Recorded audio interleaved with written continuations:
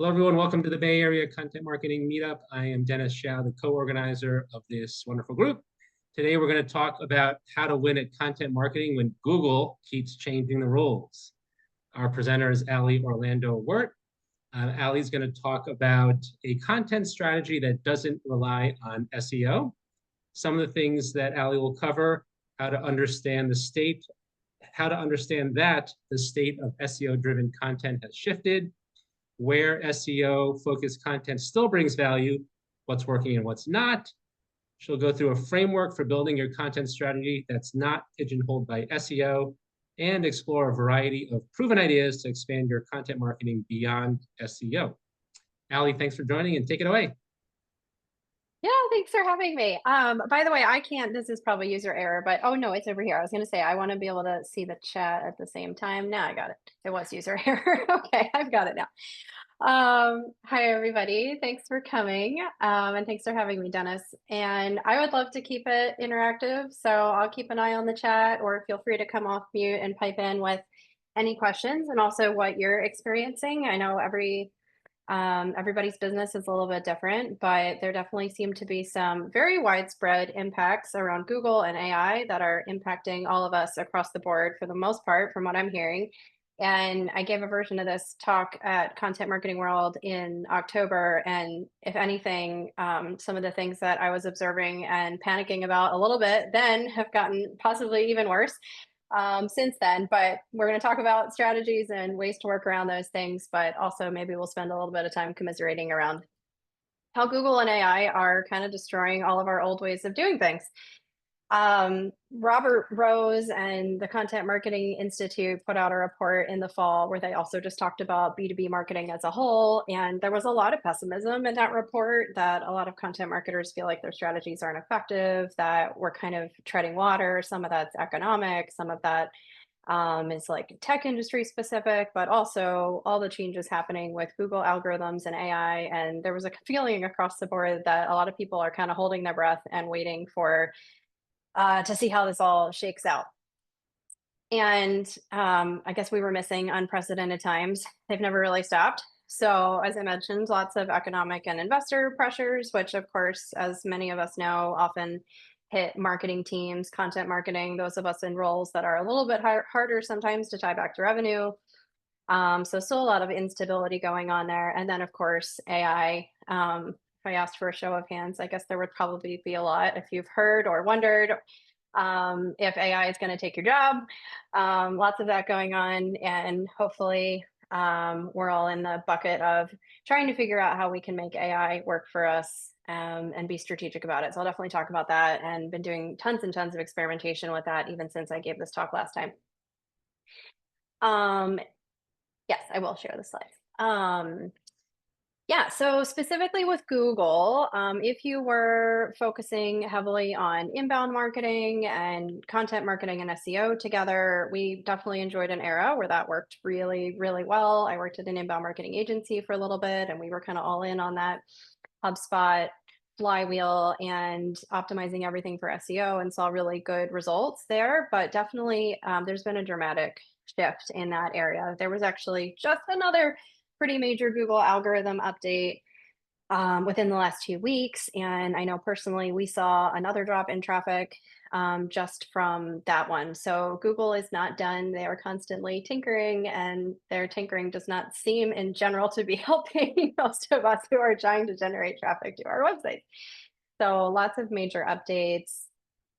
And a lot of that supposedly is to help rule out, low quality AI generated content, but it doesn't necessarily always seem to be having the intended effect. So some people have reported anywhere from 60 to 98% drops in traffic. And that's really significant, especially if you're reliant on that traffic to generate a lot of leads and revenue. We do know from the leak as well that even if they say they don't, Google definitely does favor really large, really well-known brands, making it even harder for kind of us little guys to compete with the Nikes of the world. And we also know that user-generated content is way up in the search rankings now. So it's pretty hard to do a search for anything and not see Reddit in the top 3 or 4 results. Google has expanded a partnership with Reddit. They claim that has nothing to do with why Reddit is showing up so high in search results. We'll leave that up for the audience to decide. But either way, it has really exploded. And in part just because that information is seen as more trustworthy versus information that comes from a brand. So these are all the things that we're kind of competing against now that we weren't before, and it's getting harder and harder to get rankings. This was a chart that somebody shared where you can see that decline in lots of different areas of traffic, but then this just like absolute skyrocketing of traffic to discussions and forums like Reddit and Quora and other types of communities. Then we've got this whole zero-click marketing thing, which I'm actually really excited about. We're going to talk a lot about that. Spark Toro, Rand Fishkin, and Amanda Natividad were the first ones that I heard use this term, zero-click marketing, but really talking about how fewer and fewer people are clicking through to the original source to get more information, but instead people are engaging with content on the platform where they start out. So if they're on LinkedIn or they're on Facebook or X, or they're in Reddit, or even this, like as I have picture here, the AI overview, people are getting the information and the content they want right there, and they're not necessarily clicking any further than that. I think this is actually even higher now than when I pulled this before, but some research says that up to 60% of Google searches end without a click. We're getting more and more AI overviews all the time. So I think that's actually going to be much higher. 97% of pages get zero traffic from Google. That's a really shocking one. A huge chunk of clicks go to a Google owned entity. So that would be like YouTube or Google Ads. So of course, Google is motivated to get people to click through to their own stuff. And then we've got these AI overviews triggering for anywhere like almost 10% of queries and even higher if you're in the tech industry. And then often you have those featured snippets showing up, AI overviews taking up a huge portion of the real estate on the screen. And the social platforms, of course, are motivated to keep people on their platforms instead. This was one that I Googled as just an experiment, and I put in a pretty top of the funnel question, like, do I need a marketing automation system? Like classic SEO blog post you would have tried to create in the past and tried to rank for and get people to come to your site. And now you can see if you were to put something in like that, the AI overview triggered immediately. That takes up the whole top part of the real estate. If you scroll down right after that, you get a featured snippet from Salesforce, a gigantic brand, followed right by the people also ask, which is kind of like a rabbit hole of digging further and further. And again, Google's serving you up the answers right there, so you don't really need to click off. Right below that, if you were to keep scrolling, you've got your discussions in forums with Reddit right up there, followed by another big brand, HubSpot, followed by YouTube, which Google owns. And there we go. So at this point, you've scrolled 5 times and you have not seen anything from any kind of medium or small size brand for those search terms. So hopefully that gives a little bit of a picture. And I'd imagine a lot of us are seeing similar things within our own business as well. And then the last kind of state of things that I threw in here is increasing user rejection of cookies. And that will come in a little bit later when I talk about reporting and attribution and why that matters. But all of it to know, we had kind of a golden era of marketing attribution where, we were all trying to track everything and prove the influence content has on revenue and all of those good things. But with more and more people blocking cookies, both browsers themselves and also users and global regulations and things, it's definitely getting harder to attribute traffic back to us. And I'll mention here quickly as well, one of the things that we were noticing at my last company, noticing the same at the one I'm at now as well, is as we continue to try to create content that we hope gets picked up in search and does well organically, we're often seeing our impressions are going up. So like we are ranking for it, it is showing up on page 1, but our clicks are going down. So, and that's consistent. So impressions up, up, up, clicks down, down, down. So like that begs the question, like, is that beneficial? Do you want to show up on the page and get the impression just because you hope there's some memory there and brand awareness? But at the end of the day, people aren't going to click through for the most part, especially if AI overviews are being triggered and things like that. So it can be really discouraging. All right, that was all the bad stuff. So I think I got through the worst of it. Now we'll talk. Oh, nope, it's still bad. Okay, it's gonna be bad for a little bit longer. We will get to some good stuff soon, I promise. Overall, over half of marketers have said they're struggling with getting traffic and attracting visitors. As I mentioned, impressions going up, but clicks are not. Marketing attribution is a bit of a struggle. So I'm certainly not the first or the last person to say this, but I'm excited that even since I gave this talk in October, I am definitely noticing like more people are not because of me, but just because like of the world and the way things are going. People are, I think, picking up on the inbound marketing playbook is not doing for us what it did before. We can't track and measure every single thing like we could before. And what we really need to move towards is actually almost more of the old school approach of what marketing used to be, really investing in a content strategy that's really unique to your business, investing in building brand. Brand used to be like kind of a very nice to have thing for the really big companies that had lots of money to spend. Now it's actually really critical to showing up anywhere, reducing reliance on SEO, and then we'll talk quickly about reevaluating how you measure everything. So those are the 4 things we're going to go through. Don't see any questions in the chat so far.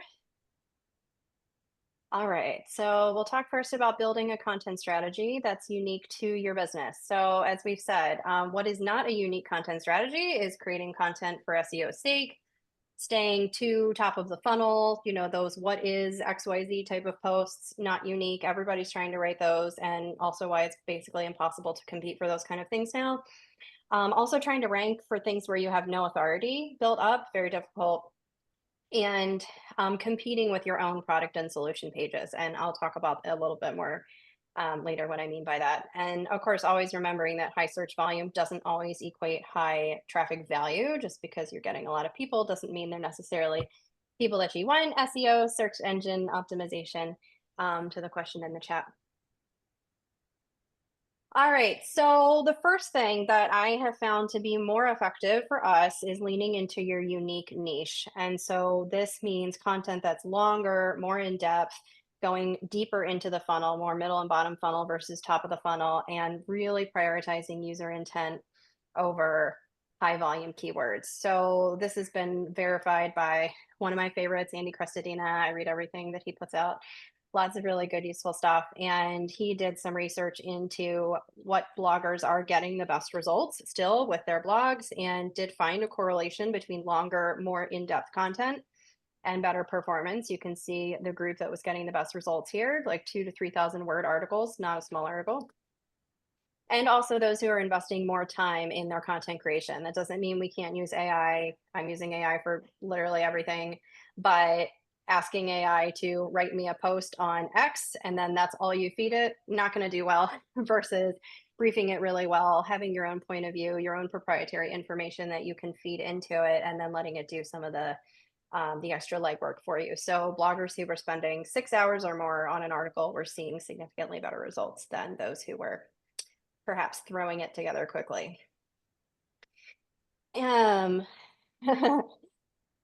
So there is so much content out there, especially at this really like basic top of the funnel level, that in order to show up and gain any authority there, it really is about going more in depth.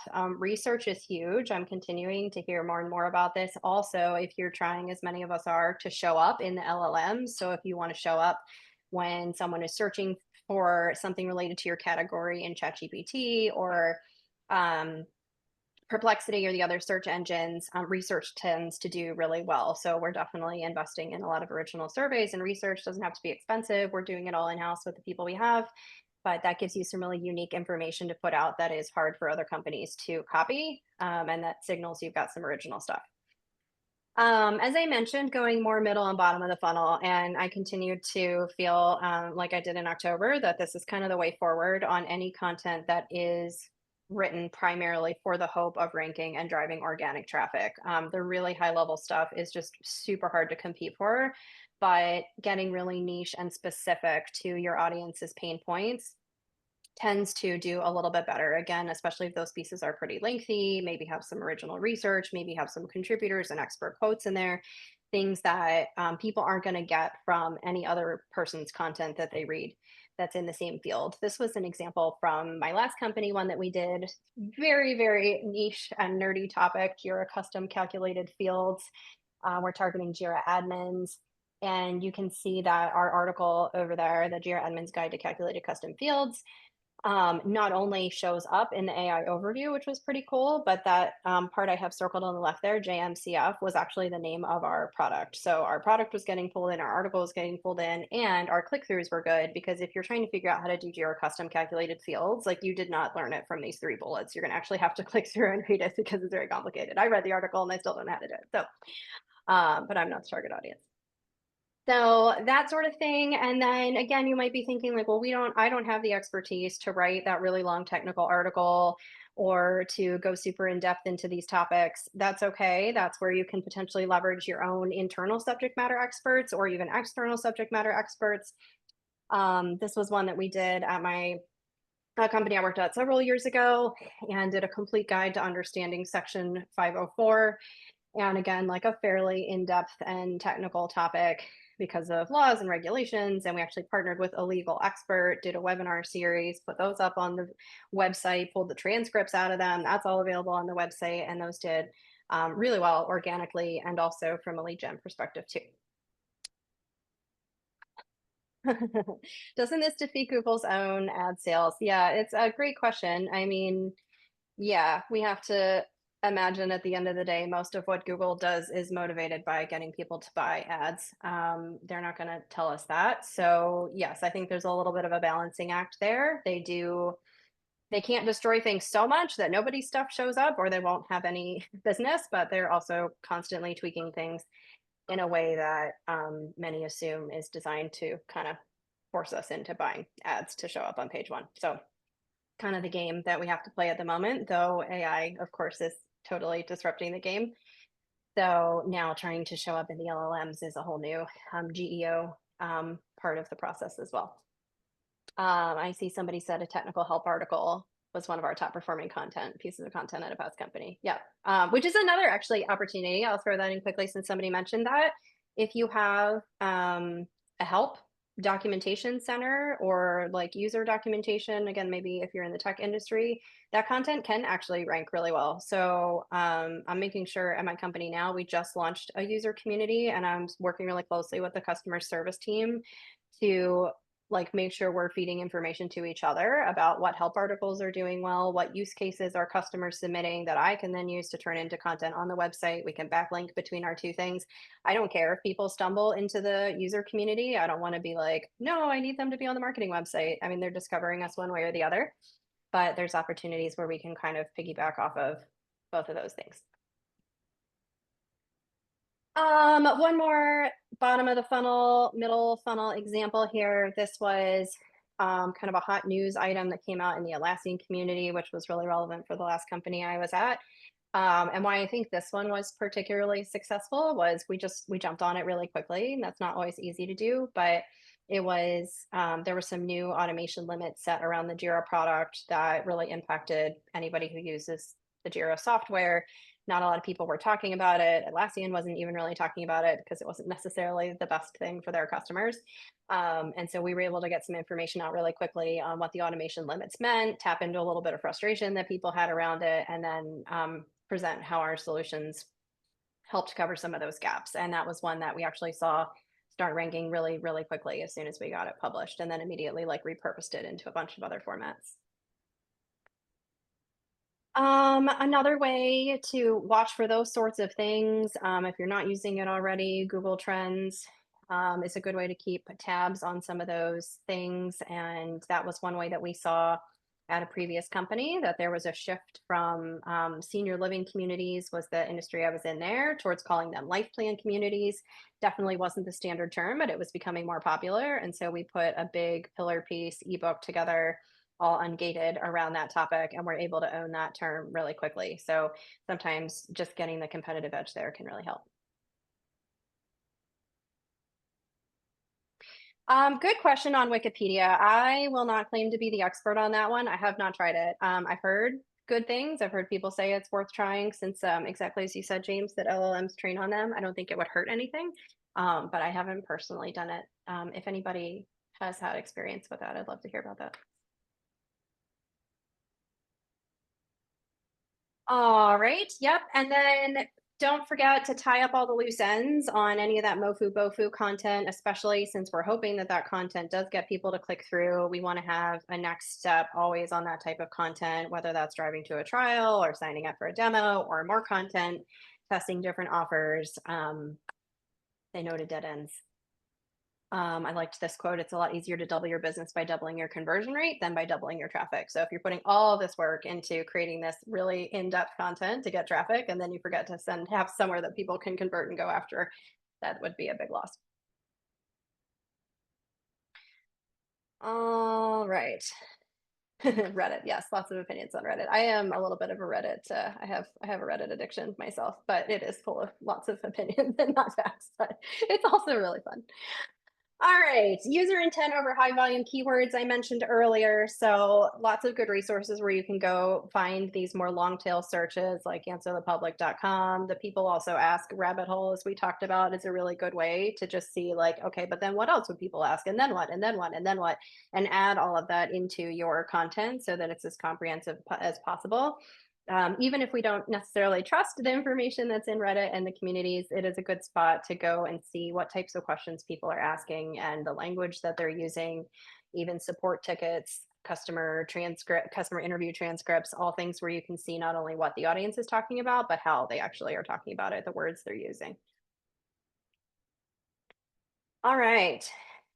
We're going to move on from SEO for a second here and talk about what I think is actually a lot more important, which is investing in building your brand and your unique point of view and expertise to the world. And so with SEO delivering really diminished returns compared to what it used to, it's really important that people start to see you and understand your point of view and that you're showing up in a lot of different places. And I think all of that starts with um, having something to say and knowing very clearly what your brand voice is, your identity, what it is that your message is, and being really, really consistent about it. So that's actually one of the very first things I'm doing right now at the company that I just started at a month and a half ago.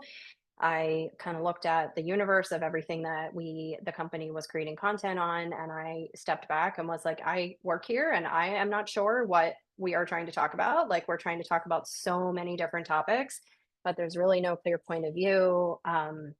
We're covering too many different things for too many different audiences, and it becomes really confusing and not memorable for people. So we're really honing in now on like 5 or 6 primary themes. We're doing a messaging workshop right now to hone in on our positioning, which is really going to circle around 2 main ideas. And then we're going to weave that point of view and those content themes into everything we do throughout the rest of the year, so that if people see our company, there's a few consistent ideas that they're hearing over and over and over. So now I just took the wind out of my own sails because I can talk all day about this stuff. Sorry. So yes, nailing those brand stories. What's our unique point of view that we can bring to the table? And those sweet spots are where the overlap is of your company's expertise, what your customers actually want to hear about, what they're searching for, and that's your sweet spot right in the middle. We mentioned this earlier, investing in original research is actually really good for SEO and LLMs and also for your audience. So it's one of those wonderful things that checks a lot of boxes, and a lot of people still aren't doing it. You can go anywhere from working with an expensive research firm to just running a survey to your own customers or on social media. It doesn't have to be crazy expensive. But that's a really good way to start to build some authority around the topics that you want to own and be known for. We'll keep moving on from there. So I have this will be available in the slides. I'll make sure my links work before I send them out because I think that sometimes they break on me. But other ways to build authority through thought leadership beyond original research, also bringing in outside experts. Again, doesn't always have to be expensive. Some people are willing to do those types of partnerships for free if it's mutually beneficial. It could be your own customers. Consider who your authors are. That is important to both your audience and also to Google. We're actually doing a little mini project around that right now at my job as well, to just do a quick audit of who our authors are on like our blog content, internal or external. Make sure they have good bios. Google does look at that, that they sound credible, and that we're putting our best foot forward there. And then investing in some big bets for brand. So what this link I have in here is a link to a whole bunch of thought leadership. Great question. How do I define thought leadership? Oh, that's such a good question. Yeah, so I have another slide from a previous life where we actually broke out like what PR and comms meant when they said thought leadership versus what content meant versus what brand meant, because everybody did have a slightly different perspective on it. I noticed that PR and comms also often think about thought leadership as like getting executive bylines. So we get our CEO written up in Forbes, like that's thought leadership, which it is, but that's not what I mean. I mean more really high quality content that's got a clear point of view and establishes strong authority and credibility for your brand on a particular topic. So it's content marketing, but like really well done. High quality. And I think that like having a unique point of view part is important, and a part that a lot of people skip over because we could all grab a bunch of blog posts and package them up into an ebook, but if we don't have anything really unique to say, it's probably a stretch to say that that is thought leadership versus having a really unique and interesting point of view or original research to bring to the table. So in that link, I've got a whole bunch of examples of just brands that I think are doing thought leadership really well. And that's anywhere from podcasts to online magazines to webinar series, all different videos, all different types of content from brands of different sizes, but that I think are doing a good job in this area. And of course, all these things help improve ultimately authority in Google's eyes, but more importantly, in our audiences. Question on, can you talk about how to create a content strategy? Ooh, that's a big question. Let's come back to that at the end. All right. And reduce reliance on SEO. Okay, so this is really all about the distribution now. So hopefully it's been clear by this point. We cannot put all our eggs in the SEO basket. Anyone who did that is probably struggling right now. So lots of other options. Paid. So this is a hard one to talk about sometimes, but I'm very thankful that the company I'm at now realized like immediately that paid was needed to cover the gap because they had relied really heavily before on SEO and inbound, lost a ton of that traffic. So we are currently covering a lot of that gap with paid. Not the cheapest, but it is working really, really well in generating leads. And so that's always an option. I think it needs to be a tool in the toolkit, and that's some education possibly for executive leaders who still think like, oh, content SEO, it's free. We don't need to spend anything on paid. That is really hard to do in the current market. That said, everything doesn't have to be paid. It's a good way to cover the gap, but well, and I'll just wrap up quickly on the other paid options, not always ads either. Of course, there's Google ads and display and retargeting ads, but there's also maybe more unique paid opportunities like partnering with influencers, content syndication, which is maybe good for awareness and impressions, probably not very high quality traffic though. Getting on review sites like G2, Capterra, if you're in the software space. And across all those things, again, I think most effective if you've picked out a couple key themes, key point of view, and you keep hitting those over and over. So no matter where people are seeing you, they're getting the same message. Somebody's saying LinkedIn organic and paid. Yeah, I think that kind of like 1-2 punch of organic and paid can be really effective. We did a little bit of influencer marketing testing at my last company and wasn't there long enough to see whether it was going to be effective for that org or not, but I have seen some stats and other companies seeing some success with it. Monday.com was actually doing a ton of it not too long ago, though they spend a lot of money on this sort of thing. So not always the cheapest, but it is an option. Then on the not as expensive side, we've got those communities like Reddit. This is one that keeps swirling around in the back of my head. I don't think it's time consuming. So I think having like a community manager, someone who can be in Reddit, monitoring those conversations, looking for ways to jump in non-salesy way, and be a conversation partner is important. I have not managed to find a way to work this into my daily workload at either of my last 2 jobs yet. So again, if someone is doing this effectively, I'd love to hear it, but I do feel like it's a really untapped opportunity, especially because Reddit is so high in all of our search results. Social, a little bit easier. Well, no, I shouldn't say it's easier. Social is a staple, obviously. What's difficult about social right now, I think, is it is very hard to get your stuff seen, particularly as a brand. And I just went to a webinar recently that was very validating around, I think it was 5% on average of your brand's actual followers on LinkedIn see your posts. So that's the people who've actually said, like, I'm following you, I want to see your stuff. And 5% of those people are seeing it, let alone people who don't follow you. Now, it seems to be higher for personal accounts versus brand accounts. So, good news for people who are like an individual consultant running your own business, but also what our company right now is leaning into really, really heavily, which seems to be working well, is we have a CEO who is very active on LinkedIn, has built up his own presence. His follower count on LinkedIn is twice as high as the company's. And so that's an awesome thing if you have an executive leader or a thought leader internally who's willing to be kind of a public evangelist for the company, because LinkedIn just likes that content better. um, Ghostwriting and guest posts, another way to get your voice out there. Look for those publications or podcasts or blogs in your industry where you can pitch and try to get your stuff posted. Could even be like just a repurposing of something you already have on your own blog, on your own website. And then, of course, PR, which is not something that I personally, we don't have somebody to manage that right now, but it's one of those ones that's another kind of untapped opportunity. Um, Yeah. Oh, yes. LinkedIn newsletters. We are going all in on LinkedIn newsletters at my current company as well. So, our CEO, as I mentioned, is going to be launching his own LinkedIn newsletter. And we're also going to launch a company newsletter, which is going to be a repurposing of our email newsletter. So, I can come back in a couple months and tell everyone how those are working. But I have heard from our agency that they've had a ton of success with theirs and their clients. So, we're going to be testing that out.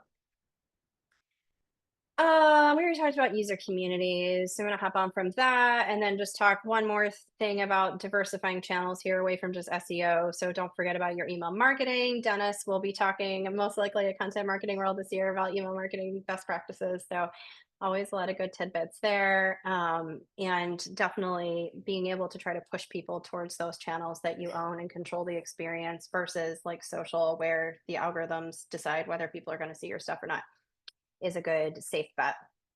Making sure to nurture and follow up with those contacts in, again, ways that don't feel salesy but actually add value. Looking for opportunities if you have a sales force that you work with to enable and get them sharing content as well. And if you also have a partner channel network, same thing, great opportunity to have those people help distribute and co-brand and promote your content. We had a kind of a win in that area a few years back where we had a publication that we created for school districts, and it was targeting our highest level persona, which is the school district superintendent. It's a really, really hard persona for our salespeople to get in front of. Very busy, not usually involved in sales conversations.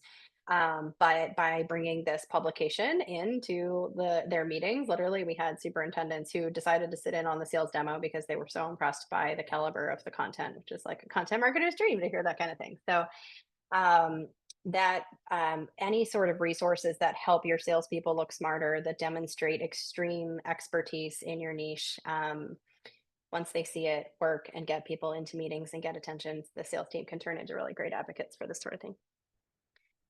Metrics. We're going to talk about metrics next. Yes, thank you for putting the Andy Christina article in there, which I am following to a T as we build our own LinkedIn newsletters. All right. Metrics are next. Yes, so one more vote for thinking outside the box with channel diversification. Don't forget about direct mail, events, industry partnerships, referral programs, all ways that you can keep redistributing and promoting the same content. Okay, how has measurement changed? It's changed a lot. So I'm pulling a number of slides and charts here from SparkToro. I think they've done a really good job explaining the shift that's happening and how we should measure things differently. We all hopefully are aware that the thing that brought the customer in right at the very end before they signed the dotted line is not the only thing that had an influence on them, right? There are many different touch points along the way. Probably a lot of them had to do with our content. It's historically been really hard to report on some of that stuff. And then these models were built out for multi-touch attribution, where we give different weighting to different touch points and say, well, the first touch gets a little more weight and the last touch gets a little more weight and everything in between gets a certain amount of credit. And by calculating that out perfectly and tracking every single thing in the world, we're going to have a perfect understanding of how much every single piece of content influenced our buyers. And we built this model out at like 3 companies ago. At one of my previous jobs, and it was really cool. And we had it was like a content marketer's dream, because you had amazing data on like this piece of content drove like influenced this amount of revenue and which pieces were the most effective. And then everything broke. So I think I don't think those models are totally out the door, but so much of what our buyers are doing now is untrackable. If somebody is engaging on LinkedIn or on Twitter, and then they go somewhere else and they read another article and they never visit our website, we can't track all of that behavior. It's not all perfectly tied. If people don't have their cookies enabled, we absolutely don't know what they're doing. There's a huge at least at both of the company I'm at now and the last one, there's been a big shift towards traffic showing up as coming from direct. Like, what does that mean? We don't know. It means that they didn't just wake up and say, I want to go to your website today. Something triggered their minds to want to go and put in your URL, but we don't know what it was. So we've got more of that. We've got more referral traffic. We've got more just like unknown blank traffic. And so all of those things are, I think, good reasons to start to advocate. I think this is a huge educational moment for senior leaders to understand that not everything in marketing can be measured, and that is a hard story to sell for sure. But I love this chart from SparkToro where they did a good job, I think, showing in this new world that we are all in, these are the things that would make sense to measure at each stage of the customer journey. And maybe we used to say, like, impressions don't matter, it's just a vanity metric. Views, likes, they're vanity metrics, they don't matter. But now I would say they actually do matter, because they show that your brand is getting in front of people.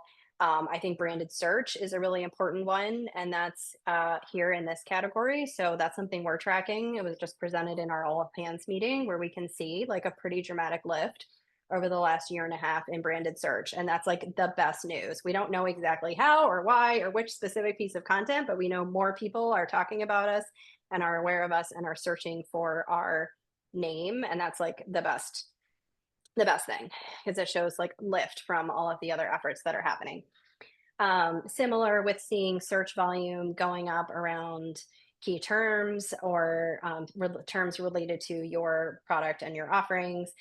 And then, of course, still those things as far down as the funnel as you can get in terms of click-through rates, conversion rates, signups, trials, demos, whatever that measurement looks like. And we are tracking that all the way through to revenue at my current company as well. But we have, I think, thankfully, a good leader and good awareness that the numbers are just not going to be accurate. They're going to skew, because paid is so much easier to track. Of course, it like disproportionately looks like so much of our revenue is being driven from paid ads, because it's just much easier to see that correlation. But that doesn't mean you should shut off everything that's not a paid ad, because paid ads are getting a lift from organic. Organic is getting a lift from paid. It's a very, those things work together. Yes, so hopefully that answered your question, Karen. I'm very fortunate to have joined a company recently that already thought this way about content. So that was really good. And about measurement, I was trying to help educate and spread this message at my last company, and it was very difficult. So it is not easy, especially if people are still stuck in the old way of like, we'll run this ad, we'll look at this, it'll, a nice clean line, which is not so possible anymore. All right, but also again, SparkToro has a good article. I've got it linked in here on some of the ways to try to convince your leaders, if they are very stuck in the old ways of measuring things, to try to build buy-in, whether you do a test or run a pilot or show how your competition is engaging in some of these different types of content and channels. Sometimes that's a very compelling case as well, to see what the competitors are doing.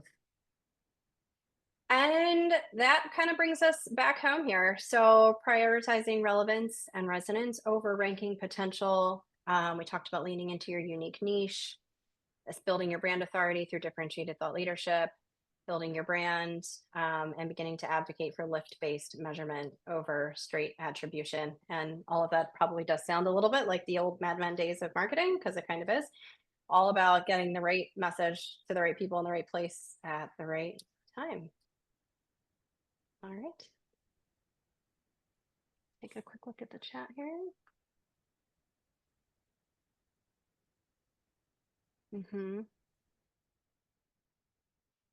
Oh, that's a good question, Jeff. Why do so many teams underinvest in conversion? And man, that's a really good question. I don't know why.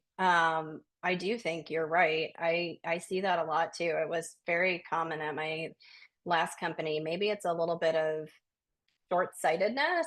Like we just run the ads, get the people to the site, get our traffic up. People are probably skittish because traffic is down so much, and maybe they're not thinking much further ahead than get the traffic up.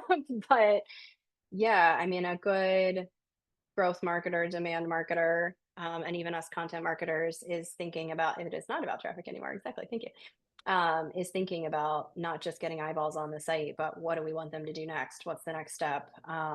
But yeah, for some reason it does still, I think the paid media people get it. They're always thinking about that, but sometimes the rest of the marketing org is not thinking enough steps ahead.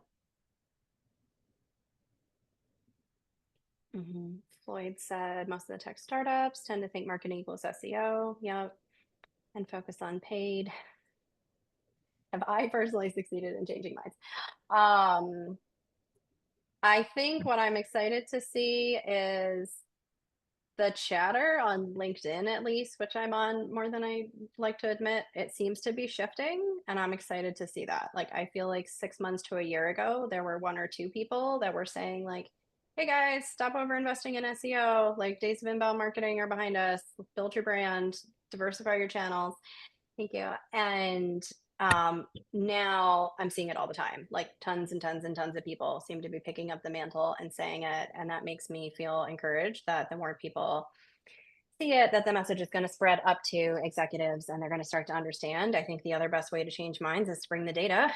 So there, I mean, even with the investments we've made in SEO at my current company, which we still are, we haven't said like SEO is dead, we're not going to do anything. But even with our best efforts, we're not getting the results that we want. And so at some point, like just being honest with that data and having the discussions about what are we going to get in return for what we would have to put into still trying to get some SEO juice from the squeeze versus reinvesting those efforts into stuff where we can build brand and we see that our brand searches are going up and we're getting the lift there. So having the data is really helpful.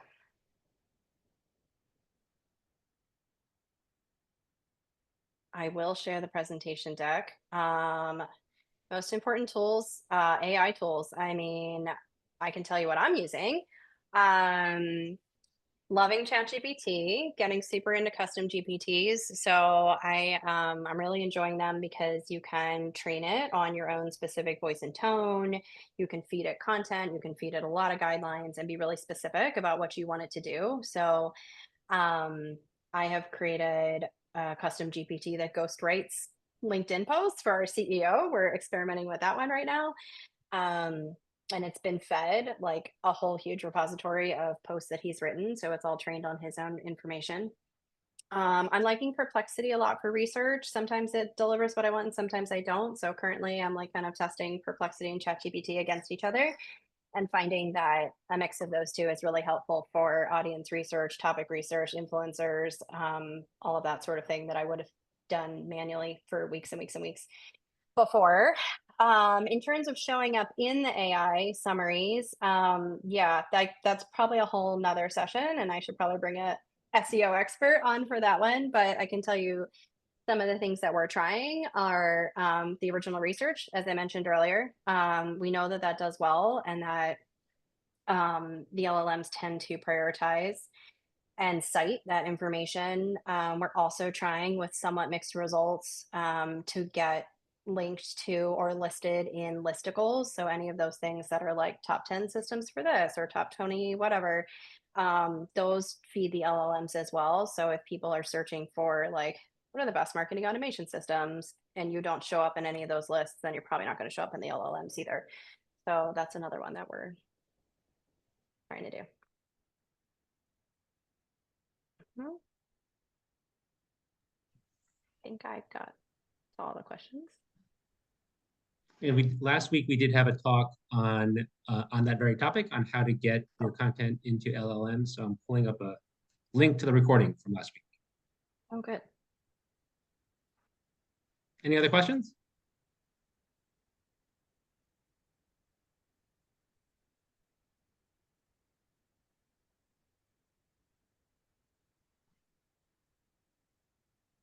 Let's see.